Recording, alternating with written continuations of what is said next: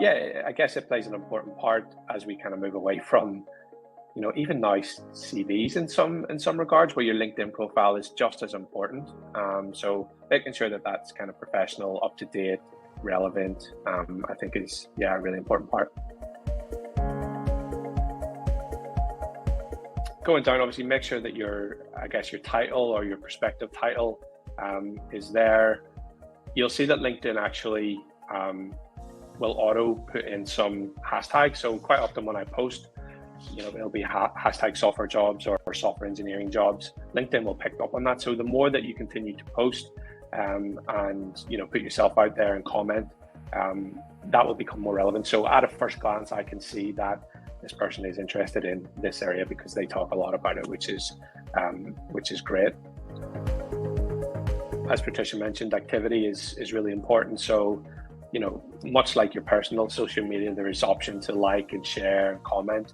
And I would absolutely encourage people to do that. Areas that they find interesting, articles that they find interesting, share links to your own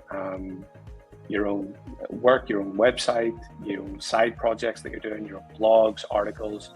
It's all really great content for your LinkedIn profile. And for somebody like me who's looking at your profile, it enables me to build a really good picture of you as a candidate or as an applicant very quickly, I would say.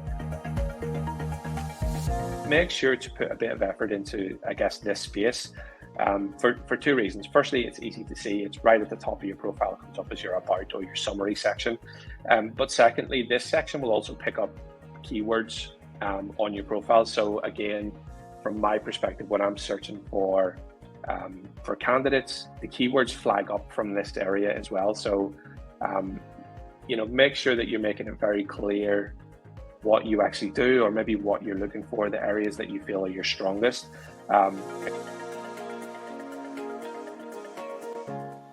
If it's a case of my CV is going to be full of stuff from my previous kind of education background, that's okay, because again, there's probably loads of transferable skills within that education background that we actually look for in software. So that will never go to waste. And actually, I've placed quite a few people in my time in recruitment who've been teachers into software very successfully. I guess just making it really clear, what is it about this industry that interests you? Like, what is it that captures your interest, and what kind of areas are you excited to get into? You'd be surprised how many times we will get CVs in and it doesn't actually match the LinkedIn profile. We do check as recruiters.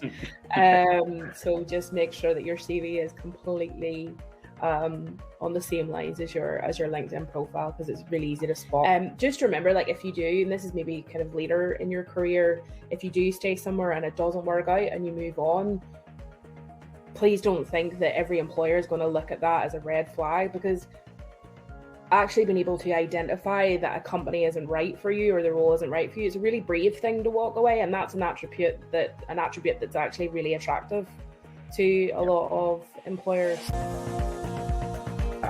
If I'm seeing a profile where there's lots of great recommendations, kind words, that somebody has worked with this person before, it's such a good indicator of somebody that I would love to speak to. So there's many. They have to be colleagues. They can be friends. You can have some personal ones on there. You can have more professional ones. But reach out to people that you've worked with, maybe in your group projects. There's potentially room to have 3 new recommendations on your profile if you're doing it for each other. But make use of those recommendations, because again, from my perspective, I do use them. I do look at them, and they really highlight your profile as a positive one when they're there. Like in your about section, don't be afraid to talk about results, right? So say, for example, you're really proud of a mark you got in a particular module, and it's really relevant to that industry, and maybe the types of companies that you're looking for are really big on academics and that side of a thing, like, where you're comfortable doing. So obviously, it's good to put some like results down there, or say you've done a placement, or maybe you've done even a week's internship somewhere or something like that.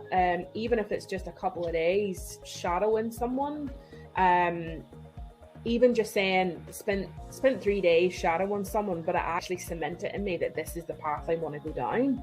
It will make employers go, they are actually passionate and serious about this area. So yeah, I guess just any little things like that show results, or the result of something making you more keen on a particular area, or you got like a super high score in a particular module, like anything you think like is relevant to the people you're trying to attract to your profile.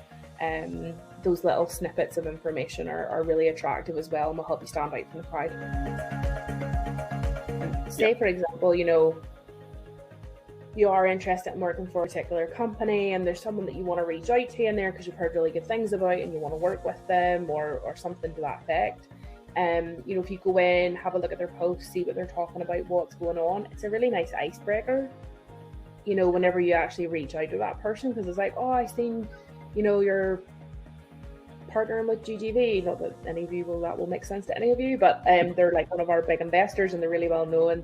Well, there we go, Peter Chain, like, you could say, oh, I looked into Peter Chain, 19 years at Google, he's joined Slice, that's a really big name person that's come to join the team, would love to have a chat with someone about joining. Do you know what I mean? It kind of looks like you've done a little bit of research in the company, you know what's going on, you have a reason to want to talk to someone or look at it, and it can just, as I say, kind of multi-ice a little bit when you're reaching out and trying to think in your head of a way to engage with someone. That's a nice way to go.